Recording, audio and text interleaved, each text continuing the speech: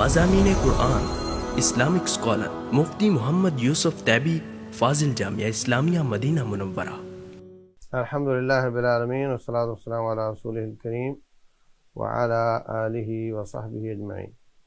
آج 18واں پارہ ہمارے ساتھ سورہ مومنون سے شروع ہوتا ہے۔ اس میں 1 سے 11 نمبر آیت تک اللہ تعالیٰ نے مومنوں کی صفات بیان کی ہیں، اسی وجہ سے اس کا نام یہ ہے۔ پہلی صفت یہ بیان کی ہے الذین هم فی صلاتہم خاشعون، قد افلح المومنون، مومن کامیاب ہیں۔ نمبر 1 جو نمازوں میں خشوع خضوع کرتے ہیں۔ خشوع کا معنی ہوتا ہے ڈرنا، جو انسان ڈرا ہوتا ہے الٹی سیدھی حرکتیں نہیں کرتا۔ سعید بن مسیب رحمۃ اللہ علیہ فرماتے ہیں ایک آدمی بالکل نماز میں ایسے حرکتیں کر رہا تھا تو کہا لو خشع قلبہ لخشعت جوارحہ، اگر اس کا دل ڈرا ہوتا، اس میں خشوع ہوتا تو اس کے اعضاء میں بھی ہوتا۔ تو نماز میں بے جا حرکت نہیں کرنی چاہیے بلا وجہ، لیکن کسی کا موبائل الٹا سیدھا بول رہا ہے، موسیقی چلا رہا ہے بیل کے نام پر، تو اس کو فوراً بند کرنا چاہیے۔ اس کی یہ حرکت بہت ضروری ہے، یہ حرکت ممنوع نہیں ہے۔ نبی صلی اللہ علیہ وسلم اپنی نواسی امامہ بنت زینب کو اٹھا کر نماز پڑھ لیتے، رکوع سجدے میں نیچے بٹھاتے، اگلے رکعت میں پھر اٹھاتے۔ تو کچھ حرکت جس کی ضرورت ہوتی ہے وہ جائز ہوتی ہے، بلا وجہ ادھر کھجلتے رہنا، ناک سے کھیلنا، داڑھی سے کھیلنا، ناخن چبانا، اس طرح کی حرکت نہیں کرنی چاہیے۔ نمبر 2 وہ جو لغو سے منہ پھیرتے ہیں، اس سے مراد بدکاری بھی ہو سکتی ہے اور اس سے چھوٹے گناہ بھی ہو سکتے ہیں۔ والذین هم للزکاۃ فاعلون، وہ لوگ جو زکوٰۃ دیتے ہیں۔ ہمارے ہاں کئی لوگ ایسے ہیں جو اپنا حساب نہیں کرتے اور ویسے دیتے رہتے ہیں، تو وہ اپنی زکوٰۃ خود کھا رہے ہوتے ہیں، کیونکہ اپنا حساب نہیں کرتے۔ حساب کریں تو پھر ایڈوانس میں اگر دیتے بھی رہے ہیں وہ بھی نوٹ کر لیں، اور آخر میں اگر کم ہے تو پوری کر دیں، لیکن حساب نہ کرنا، اس سے انسان اپنی زکوٰۃ کھاتا رہتا ہے۔ اور وہ جو اپنے وعدے پورے کرتے ہیں، نمازوں کی حفاظت کرتے ہیں۔ وعدے پورے کرنا بہت ضروری ہے۔ نمازوں کی حفاظت جو ہے یہ سنتوں کے ساتھ ہوتی ہے۔ جو سنتیں ادا کرنے کی نیت سے آتا ہے وہ پھر فرائض کی حفاظت کر پاتا ہے۔ جو کہتا ہے میں نماز فرض پڑھنے جا رہا ہوں، پھر اس کی ایک آدھ رکعت رہ جاتی ہے، تو سنتیں اللہ تعالیٰ نے فرضوں کی حفاظت کے لیے ہی شاید بتائی ہوئی ہیں۔ وہ لوگ جو نمازوں کی حفاظت کرتے ہیں، اس سے مراد یہ بھی ہے کہ وہ رمضانی نمازی نہیں ہوتے بلکہ سارے سال کے نمازی ہوتے ہیں۔ تو یہ صفات بیان کرنے کے بعد کچھ اللہ تعالیٰ نے انسان کی تخلیق کے مراحل بیان کیے ہیں کہ ہم نے اس کو پانی سے، پھر جمے ہوئے خون سے، پھر بوٹی سے، پھر اس پر ہڈیاں چڑھا دیں، اور پھر ہم تمہیں زندگی روح ڈال دی اس میں، پھر تمہیں اللہ مارے گا، پھر دوبارہ زندہ کرے گا۔ تو یہ بھی انسان کے دوبارہ جی اٹھنے کی بہت بہترین دلیل ہے، اور پھر تمہیں اللہ تعالیٰ کے سامنے پیش کیا جائے گا۔ اس کے بعد کچھ قصے بیان ہوئے انبیاء کرام کے، 23 نمبر سے 49 نمبر تک۔ نوح علیہ السلام کا قصہ کہ وہ کیسے کیسے انہوں نے اپنے قوم میں وقت گزارا اور دن رات محنت کی۔ ثم انی دعوتہم جہارا ثم انی اعلنت لہم اسررت لہم اسرارا، اکیلے اکیلے بھی ملا ہوں، مجلسوں میں بھی دعوت دی ہے، لیکن وہ بات نہیں ہے، تو اللہ تعالیٰ نے ان کو طوفانی سیلاب کے ساتھ تباہ کر دیا۔ موسیٰ اور ہارون علیہ السلام کا لمبا قصہ ہے کہ کیسے کیسے وہ آئے اور ان دونوں کو اللہ نے نبی بنا دیا، اور دونوں گئے، فرعون اکڑ گیا، تو اس نے کہا جادوگروں سے مقابلہ کرو، جادوگر ہار گئے، لوگ مسلمان ہو گئے، تو آخر وہاں سے نکلنا پڑا۔ فرعون نے پیچھا کیا تو اس مندر میں غرق ہو گیا۔ یہ قصہ اختصار کے ساتھ یہاں پر بیان ہوا ہے۔ اس کے بعد اللہ تعالیٰ نے حلال کھانے کا حکم دیا ہے۔ یا ایھا الرسل کلوا من الطیبات واعملوا صالحا، اے رسولوں کی جماعت، نیک کام کرو اور طیبات سے کھایا کرو۔ تو حلال کھانا بہت ضروری ہے۔ مال کیسے کمایا حلال طریقے سے، یہ بھی بہت ضروری ہے، اور مال کیسے خرچ کیا، فضول خرچی تو نہیں کی، حرام کام میں خرچ تو نہیں کیا، یہ بھی پورا برابر کا سوال ہے قیامت والے دن جو پوچھا جائے گا۔ میدان محشر کا منظر بیان ہوا ہے کہ جب فَإِذَا نُفِخَ فِي الصُّورِ فَلَا أَنْسَابَ بَيْنَهُمْ يَوْمَئِذٍ وَلَا يَتَسَاءَلُونَ، ان کے آپس کے تعلقات ختم ہو جائیں گے، رشتہ داریاں ٹوٹ جائیں گی، سوائے وہ رشتہ داریوں کے جو تقوی اور للہیت اور اللہ کے محبت کی بنیاد پر ہیں۔ تو جس کے اعمال نامے نیکی بھاری ہوئی وہ کامیاب ہوگا، جس کی برائیاں بھاری ہوئیں وہ ناکام ہو جائے گا، ان کو اللہ جہنم میں ڈال دے گا، ان کے چہرے جلس کر ایسے ہو جائیں گے کہ یہ جو چہرے کا گوشت ہے، چمڑا ہے، یہ سکڑ جائے گا اور دانت نظر آنے لگ جائیں گے، جیسے کبھی آپ نے جانور کا سر بھونا ہو تو آپ دیکھتے ہیں، یہ نقشہ کھینچا اللہ تعالیٰ نے۔ کہیں گے جناب یا اللہ ربنا اخرجنا منها فإن عدنا فإنا ظالمون، یا اللہ ایک بار نکال دے، اگر ہم دوبارہ یہی کام کریں گے تو پھر ظالم ہوں گے۔ اللہ فرمائے گا قال اخسؤوا فيها ولا تكلمون، جاؤ ذلیل ہو جاؤ، ہم سے بات نہیں کرو۔ تو آخر میں اللہ تعالیٰ فرماتے ہیں افحسبتم انما خلقناکم عبثا وانکم الینا لا ترجعون۔ یہ 4 آیات نظر بد کے لیے بھی بہت اچھی ہیں، ویسے بھی دم ہے، یہ لوگ اس کا تجربہ ہے لوگوں کا، اس سے اللہ تعالیٰ بہت بیماریاں اور نظر بد ٹھیک کر دیتا ہے۔ افحسبتم انما خلقناکم عبثا، کیا تم یہ سمجھتے ہو کہ ہم نے تمہیں فضول میں پیدا کیا ہے؟ تو یہ والی 4 آیات ان کو یاد کر لینا چاہیے اور اس کا دم کرنا چاہیے۔ اس کے بعد سورہ نور ہے۔ نور اس میں آیت ہے جس میں نور، اللہ کے نور کا ذکر ہے، اس وجہ سے اس کا نام سورہ نور ہے۔ مدنی صورت ہے، 5 ہجری میں غزوہ بنی مستلق سے واپسی پر واقعہ افک ہوا تو وہاں پہ یہ نازل ہوئی تھی۔ واقعہ افک کیا ہے وہ میں انشاءاللہ بتاؤں گا۔ شروع میں یہ سارے عائلی زندگی بلکہ جو شادی بیاہ رشتہ داریوں کے متعلق ہی یہ پردہ نا پردہ، بدکاری، سزا، اس پہ زیادہ موضوع اس کا یہی ہے۔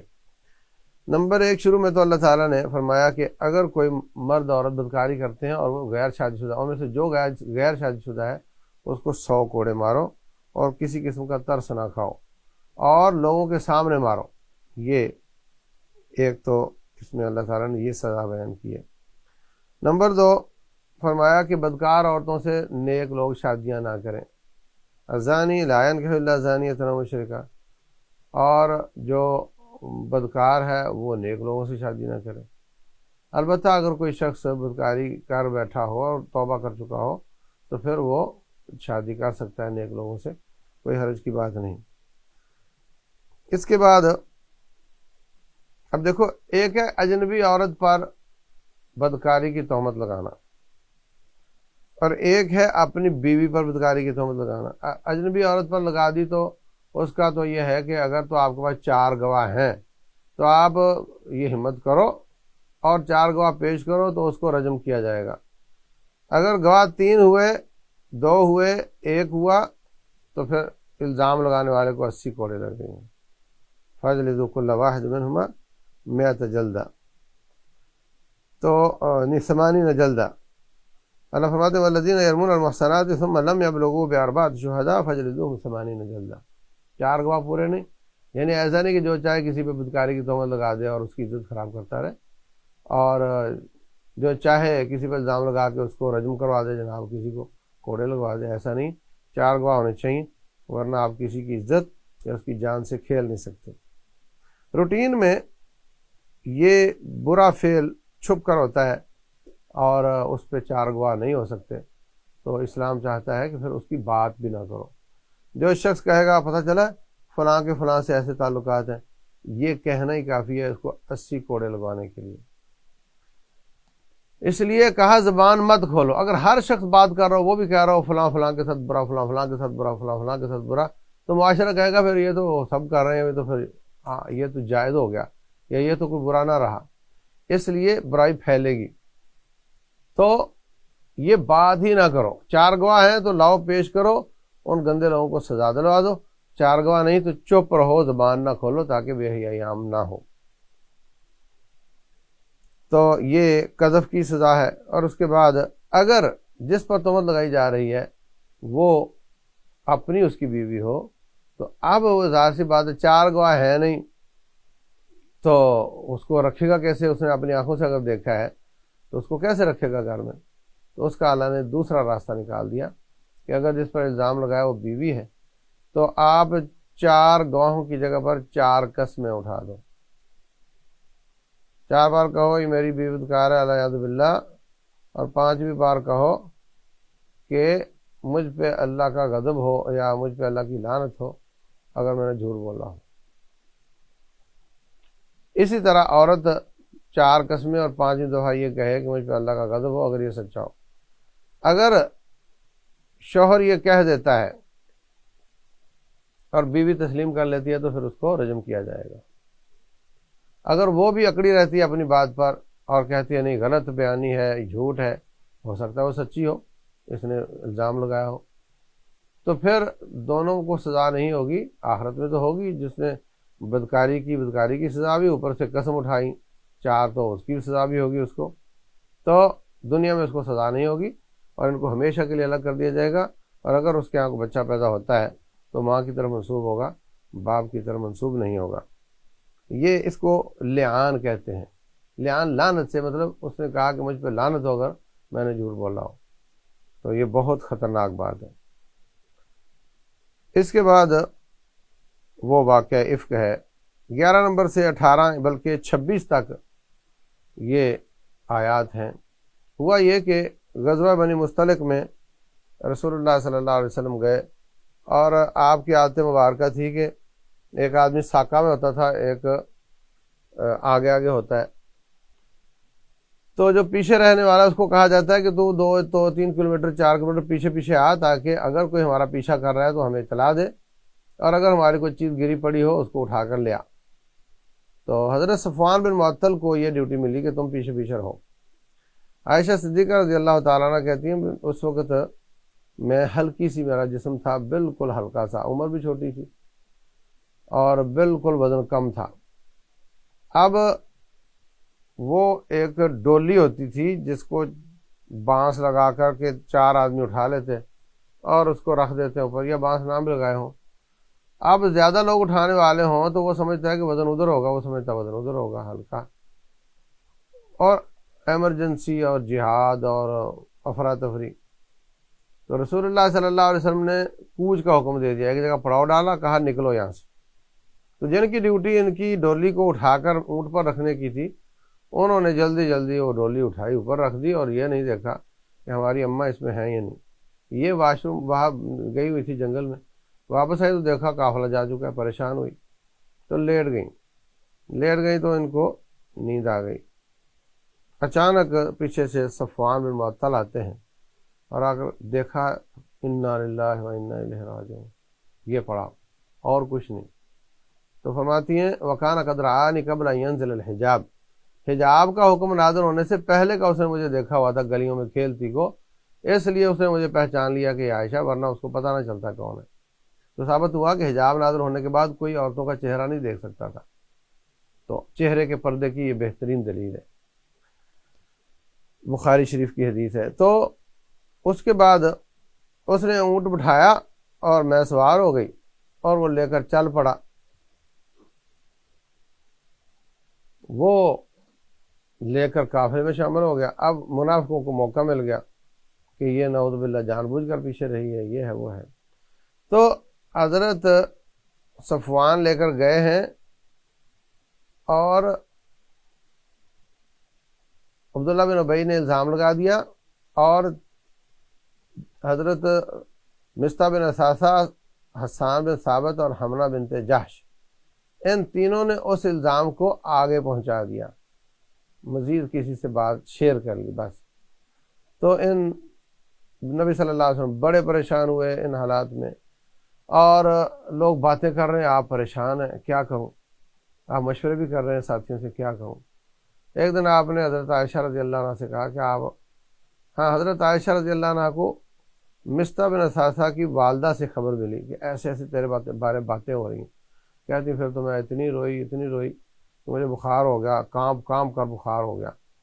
تو نبی صلی اللہ علیہ وسلم سے میں نے اجازت چاہی کہ میں اپنے ابا کے گھر جاؤں، آپ نے اجازت دے دی۔ میرا ارادہ یہی تھا کہ میں جا کر معلوم کروں کہ ہوا کیا ہے۔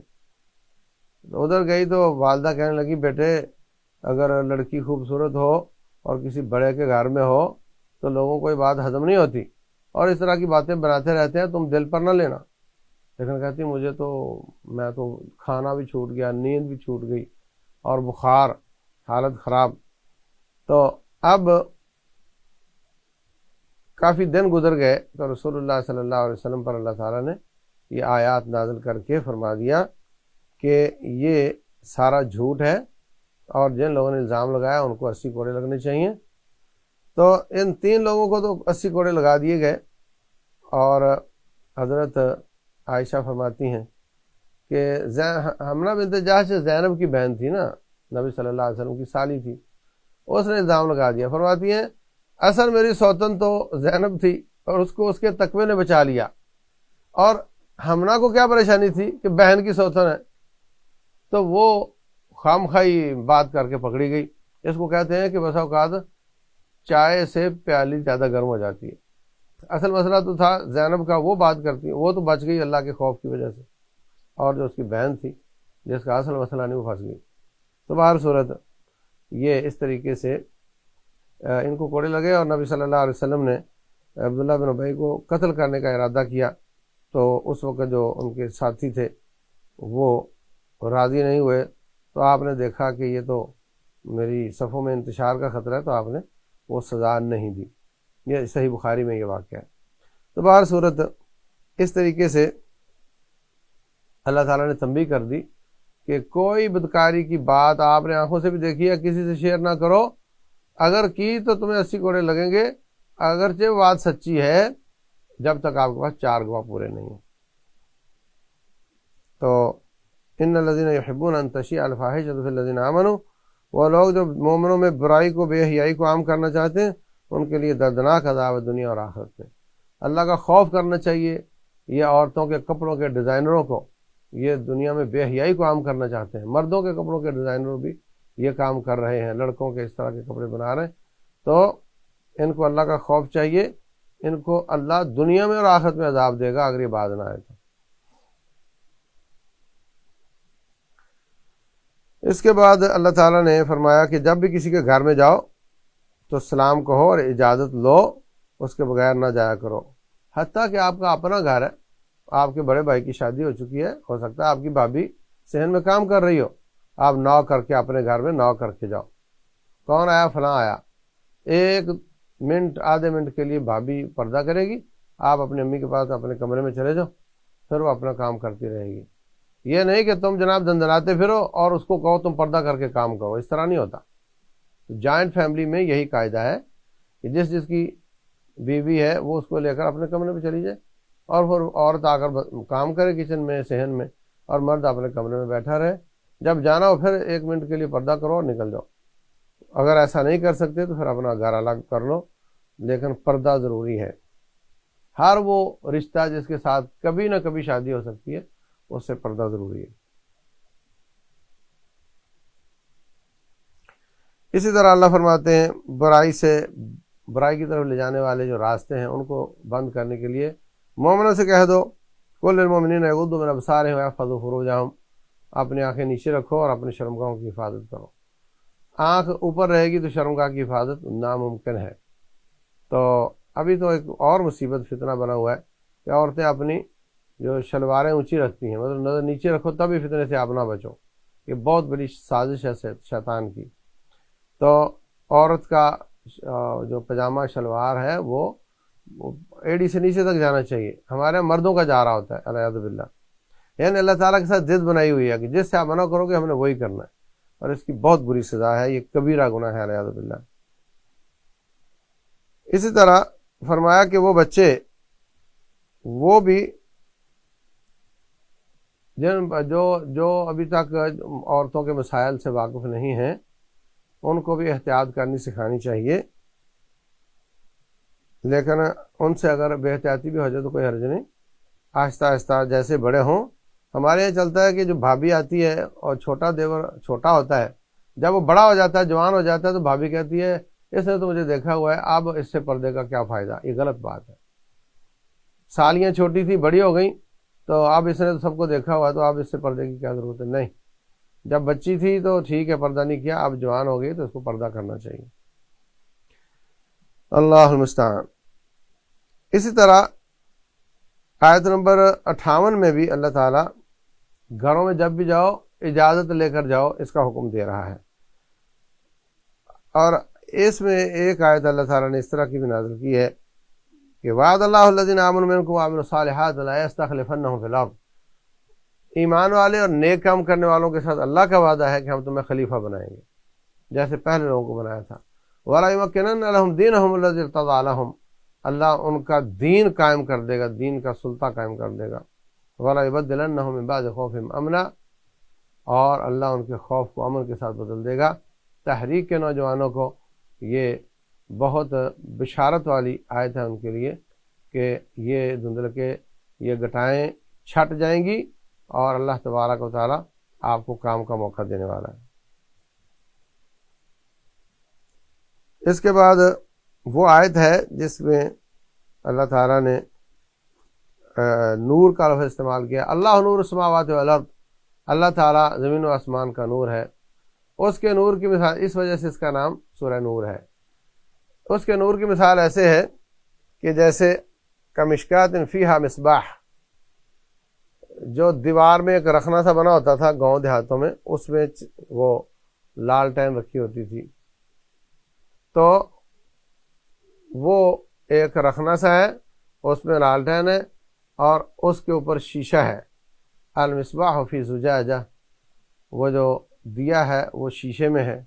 الزجاجہ کأنہا کوکب دری یوقد من شجرۃ مبارکہ، شیشہ بھی چمکدار ہے جیسے دور کا ستارہ ہوتا ہے، چمکدار ستارہ ہوتا ہے، اور اس کے اندر جو تیل جل رہا ہے وہ بھی زیتون کا چل رہا ہے، اور تیل اتنا شفاف ہے، اور وہ بھی ایسے درخت کا ہے جس کو نہ سورج چڑھتے ہوئے دھوپ لگتی ہے زیادہ، نہ ڈوبتے ہوئے زیادہ دھوپ لگتی ہے، اور اس کا تیل چمکدار ہے کہ اگر اس کو شعلہ نہ بھی پہنچے تو اس کی اپنی ایک روشنی ہو، تو یعنی اندر سے لے کر اوپر تک نور ہی نور ہے۔ تو اسلام کی یہ مثال ہے کہ اس میں اندھیرا نہیں، اس میں روشنی ہی روشنی ہے۔ لیکن وہ لوگ جو اللہ تبارک و تعالیٰ کی بغاوت کرنے والے ہیں، جو دین کو نہیں مانتے، ان کے اعمال، ان کے کام نہیں آئیں گے۔ دنیا میں جو نیکیاں کرتے ہیں ان کے کام نہیں آئیں گے۔ ان کے اعمال کی مثال ایسے ہے، اعمالہم کسراب بقیعۃ یحسبہ الظمآن ماء، چٹیل میدان میں دور ایسے لگتا ہے جیسے دھوپ ہو، اور دھوپ میں یوں لگتا ہے جیسے پانی ہو، وہاں پہنچتے تو وہاں کچھ بھی نہیں ہوتا۔ ایسے ہی دنیا میں اعمال کرتے ہیں اور ان کو لگتا ہے آخرت میں ہمیں کچھ ملے گا، کچھ نہیں ملے گا، اس لیے کہ ایمان نہیں لائے ہیں۔ بے ایمان کا کوئی عمل قبول نہیں ہوتا۔ او کظلمات فی بحر لجی یغشاہ موج من فوقہ موج من فوقہ سحاب، یا ان کے اعمال ان سے دور ہوں گے جیسے ایک آدمی ڈائیور ہے، سمندر میں گیا، اوپر موجوں پر موجیں ہیں اور اوپر اس کے بادل ہیں، اپنا ہاتھ بھی نکالے تو نظر نہیں آتا۔ تو اسی طرح ان کے اعمال بھی ان کے کام نہیں آئیں گے۔ یہ مثال دی ہے۔ ایک شخص کافر تھا، بحریہ کا کمانڈر تھا، وہ یہ آیت پڑھ کر مسلمان ہو گیا۔ پوچھا کیسے؟ کہتا یار یہ ایسا نقشہ کھینچا ہے سمندر کے نیچے کا، اور جو ہم نے دیکھا ہوا ہے، جو دیکھے نا وہ نقشہ یہ کھینچ نہیں سکتا۔ تو میں نے پوچھا مسلمانوں سے کہ کیا تمہارا نبی بحریہ کا ڈائیور تھا؟ انہوں نے کہا نہیں، انہوں نے تو کبھی سمندر کا سفر نہیں کیا۔ تو پھر میں نے یہ سمجھ لیا کہ یہ ان کی بات نہیں، ان کے رب کی بات ہے، اس لیے میں نے کلمہ پڑھ لیا، مسلمان ہو گیا۔ اس کے بعد کچھ نبی صلی اللہ علیہ وسلم کے ساتھ ادب آداب کے ساتھ پیش آنے کا تذکرہ ہے۔ فرمایا لا تجعلوا دعاء الرسول بینکم کدعاء بعضکم بعضا، نبی صلی اللہ علیہ وسلم کو ایسے نہ پکارو جیسے ایک دوسرے کو پکارتے ہو۔ اخرج لنا یا محمد، محمد باہر نکلیے صلی اللہ علیہ وسلم، بری بات ہے۔ ہمارے یہاں بھی کچھ علماء کو نا اسی طرح بول دیا جاتا ہے بھائی کر کے، تو ان کا احترام ہونا چاہیے، اور نبی صلی اللہ علیہ وسلم کو بھی ایسے نہ بلاؤ جیسے عام آدمی کو بلاتے ہو۔ اور اللہ تعالیٰ ان لوگوں کو جانتے ہیں جو مجلس سے کھسک جاتے ہیں۔ جب نبی یا امیر المومنین یا امیر مجلس بلاتا ہے تو کسی بہانے وہاں سے کھسک جانا، اللہ تعالیٰ نے اس کو یہاں منع قرار دیا ہے۔ اس کے ساتھ یہ سورت ختم ہوتی ہے، تو بعد میں تھوڑا سا حصہ سورت الفرقان کا ہے، یہ مکی سورت ہے۔ تبارک الذی نزل الفرقان علی عبدہ لیکون للعالمین نذیرا، اللہ پاک ہے جس نے فرقان نازل کیا اپنے بندے پر۔ تو یہ پہلی آیت میں فرقان کا لفظ ہے جس کی وجہ سے اس کا نام فرقان ہے۔ فرقان ہوتا ہے حق باطل میں فرق کرنے والی کتاب ہے۔ تو جن لوگوں کو تم اللہ کے مقابلے میں پکارتے ہو یہ تو کچھ پیدا کرنے کے نہیں ہیں، لا یخلقون شیئا وهم یخلقون ولا یملکون لکم ولا یملکون لانفسهم ضرا ولا نفعا ولا یملکون موتا ولا حیاتا ولا نشورا۔ یہ جن کو تم پکارتے ہو یہ تو کچھ نہیں کرنے کے، نہ نفع کے مالک ہے، نہ نقصان کے مالک ہے، نہ کچھ پیدا کر سکتے ہیں، تو ان کو اللہ کے مقابلے میں کیوں پکارتے ہو؟ کافروں نے کہا کہ یہ جو قرآن ہے نا یہ محمد صلی اللہ علیہ وسلم نے خود ہی گھڑ لیا ہے، اور کچھ لوگوں کے ساتھ تعاون کو لوگوں سے مشورہ کر کے۔ اللہ اکبر۔ کبھی کہتے ہیں یہ تو سابقہ قوموں کے قصے ہیں، نوح علیہ السلام کا قصہ، لوط علیہ السلام کا قصہ، فلاں کا، یہ کوئی نئی بات تھوڑی ہے۔ تو اللہ تبارک و تعالیٰ اس کا رد کرتے ہیں۔ اللہ تعالیٰ نے اس کو نازل کیا ہے اور وہ بہت غفور اور رحیم ہے، اور یہ جو جٹلانے والے ہیں ان کو اللہ تعالیٰ دردناک سزا دے گا۔ اذا رأتهم من مکان بعید سمعوا لها تغیظا وزفیرا، جب یہ جہنم کو دیکھیں گے دور سے تو جہنم کی گھورنے کی آواز سنیں گے۔ اللہ اکبر۔ بل کذبوا بالساعہ، یہ قیامت کا انکار کر رہے ہیں۔ نبی آپ کا انکار نہیں کر رہے، حقیقت میں یہ قیامت کا انکار کر رہے ہیں۔ حقیقت میں ان کو مرنا یاد نہیں ہے، ان کو آگ میں ڈالیں گے۔ وَإِذَا أُلْقُوا مِنْهَا مَكَانًا ضَيِّقًا مُقَرَّنِينَ، جب ان کو باندھ کر، ہاتھ پاؤں باندھ کر جہنم کی تنگ جگہ پر پھینکا جائے گا، دعوا هُنَالِكَ ثُبُورًا، کہیں گے یا اللہ موت دے دے۔ لا تدعوا اليوم ثبورا واحدا وادعوا ثبورا كثيرا، ایک نہیں کئی موتیں مانگو، کوئی موت نہیں آئے گی۔ اس کے بعد کچھ نیک لوگ جو اللہ پر ایمان لانے والے ہیں ان کا تذکرہ ہے۔ تو یہ اللہ قرآن میں روٹین ہے اللہ تعالیٰ کی کہ روٹین میں وہ اکثر جہنم کے فوراً بعد جنت کا، جنت کے فوراً بعد جہنم کا ذکر کرتے ہیں۔ تو اللہ تبارک و تعالیٰ سمجھنے اور عمل کرنے کی توفیق دے۔ آخری آیت یہ ہے کہ یہ کہتے ہیں کہ یہ نبی ہم جیسا انسان ہے تو یہ کیا بات ہوئی؟ فرمایا وما ارسلنا قبلک من المرسلین، آپ سے پہلے بھی جتنے انبیاء آئے تھے الا انہم لیاکلون الطعام ویمشون فی الاسواق، وہ کھانا بھی کھاتے تھے، بازاروں میں گھومتے تھے، لیکن یہ کوئی اعتراض والی بات نہیں، ان کو ماننا چاہیے۔ اس کے بعد 19واں پارہ ہے، اس میں اکثر فرقان کا حصہ اس میں ہے، وہ انشاءاللہ آئندہ عرض کریں گے۔ اللہ تعالی عمل کی توفیق دے۔ وصلی اللہ وسلم وبارک علی نبینا محمد۔